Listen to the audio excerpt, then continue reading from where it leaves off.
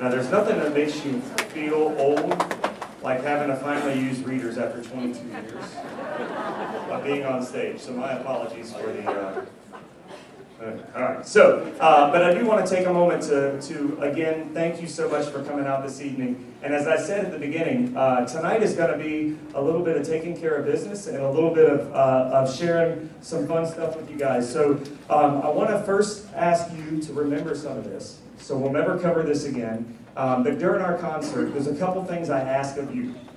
We've worked for 11 weeks, 10 weeks on this music, getting it ready for you guys. And you can well imagine that we all have OLS up here. It's what Miss Scott calls, oh, look, squirrel. So, a couple of things as an audience. If you will please stay seated while we're performing, that would be great. So anybody that's standing in the back, you're fine standing in the back, just no jumping jacks, squats, wall sits, any of that, okay? Secondly, I know all of us have cell phones in this lovely age of digitized things, but please do me a huge favor and make sure your cell phone is silenced. We don't want to, again, distract them. Third, stay off your cell phone. Guess what? The most important thing you've got going on right now is all of this up here. So we ask you guys to... Wow, all right.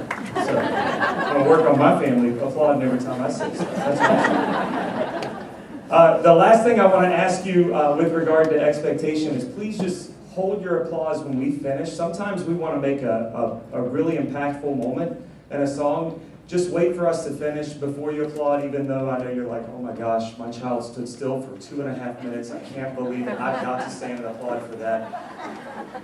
Wait 2.5 plus 3 seconds. Give us a little bit of time just to let that soak in, and that would be great. Hey, also, since I got you all here, this is a ploy. This is our new uniform. So if you're brand new to Dodgen, you're like, yeah, that's the new uniform. But if you're not new to Dodgen, you know that before we had navy blue shirts and khaki pants, which our 7th and 8th grade are wearing out the door. And these guys have a new uniform. So just so we can cover it now, the uniform is this shirt, black pants that don't have holes in them. They should be solid black pants. And then black shoes that are not sneakers. If they have a little bit of leg showing, I know you were looking at it over there.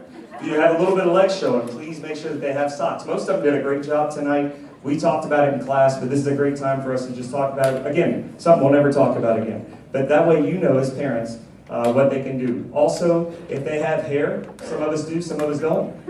If they have hair, they need to make sure that they pull that back so they can wear ponytail braids, something like that, or they can just body pin it back, whatever they like to do, and guys I can talk to. All right. Then also, we want to make sure that you guys stay connected. I got a lot of people that emailed me questions, which is great. Please feel free to email us. I can't promise that they always make it through the firewall of spam email, but a great way to just know what's going on is first sign up for Remind. So if you guys will look on the bottom, on the back side of your program, this is a text messaging system. Once you're in, you're in. All right? So from now through 8th grade, we will be able to connect with you forever, okay? So all you have to do is sign up with the directions that are there. You just text to the number 81010, and then in the message line, you're going to put at DMSSING6, that's 6th grade. When they finish 6th grade, we'll move them to 7th grade, and you don't have to change anything, okay? It's a great way to stay connected. Also, we have a website. We work really hard to update that all the time. It's dodgenchorus.com. We're also on social media now, which is a new thing. Some of us can't keep up with Facebook, let alone anything else, but thankfully we have somebody who can. So we're on Instagram and Facebook and Twitter. I don't even know how to get on a Twitter or anything like that, but check it out, it's great. And lastly, know that we video all of our concerts. All of our concerts, I'll strive to get those posted on YouTube within 24 hours. It's a great way, so if you have a family member that's out of state, maybe you travel and you're like, I can't make it to the concert. Hey, honey, will you Facebook Live? You know, no, because that'll distract it. But hey, guess what? You'll get a high-def video that'll be there for you to use and post and do all that kind of stuff. Cool? Great. Awesome. The other thing we wanted to share with you guys is we don't just get together singing songs. And we will never again do this for you. But what we're going to do today is we're going to show you a little bit of our warm-up that we do every day. Just like if we were to go to the gym and do a little physical warm-up, we do a vocal warm-up. Our vocal warm-ups help us to do a lot of things. They help us to focus our sound, but also focus the old noodle. And so we're going to show you a little bit of what we do. So this very first warm-up is a siren. It's exactly what it sounds like. This just gets our students in their head voice, so not in their speaking voice, every day. This also helps them to connect and make a connection with their air, which is super, super important. Our next one that we do is one where we focus on matching pitch, which is very important. So we start on an A. You're going to hear them, and they may mess up something, so we'll fix it while we're here. But they're going to focus on all matching one pitch. They have to listen during this time.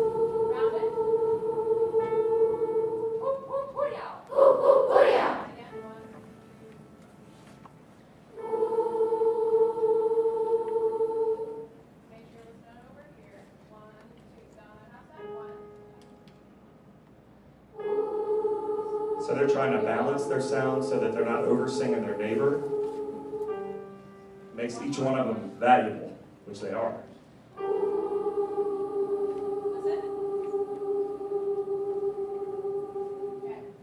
And as we work on that, that improves. So our 7th and 8th graders already do that automatically. So that's something that we continue to work on. It's not something that just happens because they have a voice. So the next thing we do is it's a descending vowel focus warm-up, and this works on their range. It works on thinking about vowel shape, getting their mouth open and not just staying like they do when you ask them how school was.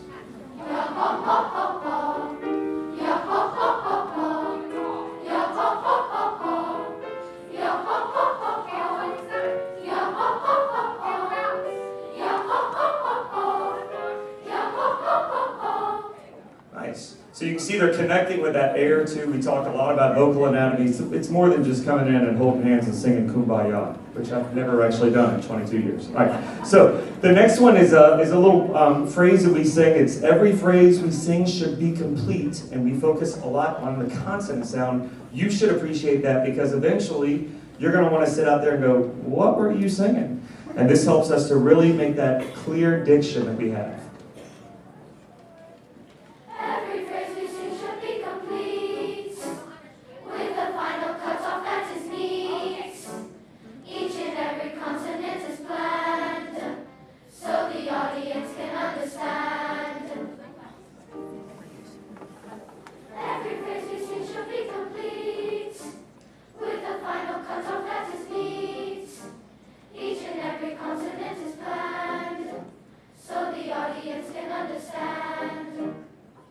Good. And our last one that we're going to focus on for you guys is one, again, that thinks about vowels. It's another descending, a descending little exercise.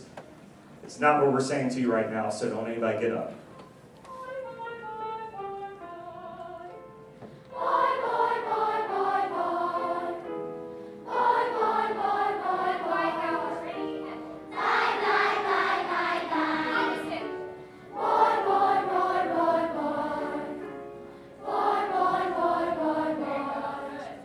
Awesome. So that's just some of the warm-up that we do. We also, over the course of the 3 years, you're going to hear an improvement as they mature, not only physically, but you're going to hear that maturity vocally over the course of the 3 years. So you can really get a good snapshot of tonight and then really compare that as we go. The next thing that I want to share with you is that we also focus a lot on music reading. We use a major scale in music. If you're familiar enough with music, there's a major scale and it has letters. But as we sing in different keys, those letters can modify with sharps and flats. So in order to do that, rather than us singing A, B, C, D, E, F, G, A, I just did not sing a major scale right there. Actually, I sang a minor scale with the correct letters and the wrong singing. So what we use is we use a number system. So we're going to start by singing a major scale using numbers 1 to 7, or you'll hear us say sev. And then we'll show you how we use that in a sight reading sense. I'll explain that.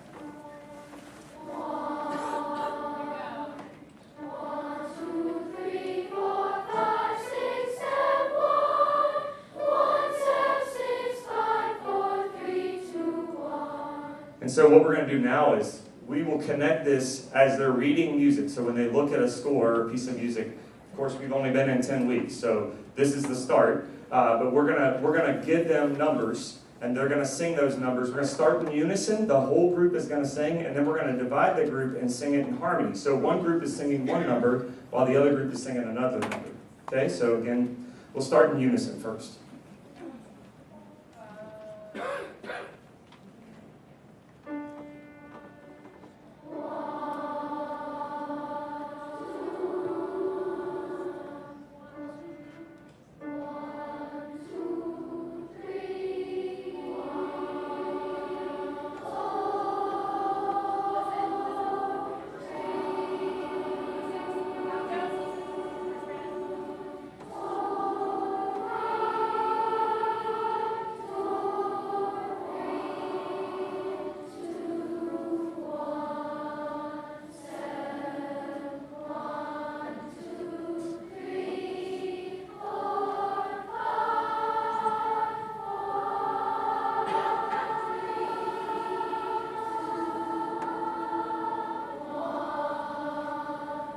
So again, that's not something that we practice specifically for you. This was actually, just so you know, this is 2 different chorus classes. So this is the last thing we're going to explain, but this is the 2nd hour chorus class. And these students over here are sopranos, and these students over here are altos. This is the higher part over here and the lower part here.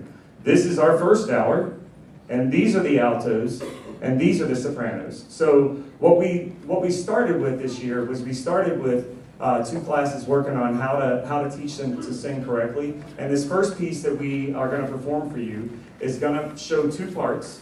But this class learned 1 part, and this class learned another part. And we got to put it together yesterday. So we're going to share this song with you guys, and then you're going to see us move, and we're going to split over into where we really have alto and soprano. So our classes are going to divide. We also invited Mr. John Jeffries. He's one of our band teachers up here with us. And Mr. Jeffries is a jazz saxophonist. So he is going to do a little improvisation in the midst of our Blue Skies. We hope you guys enjoy the rest of our concert. We're going to have students introduce everything else. And again, just want to take a moment to thank you again for your support of these kids and for an opportunity for us to share a little bit of that with you guys.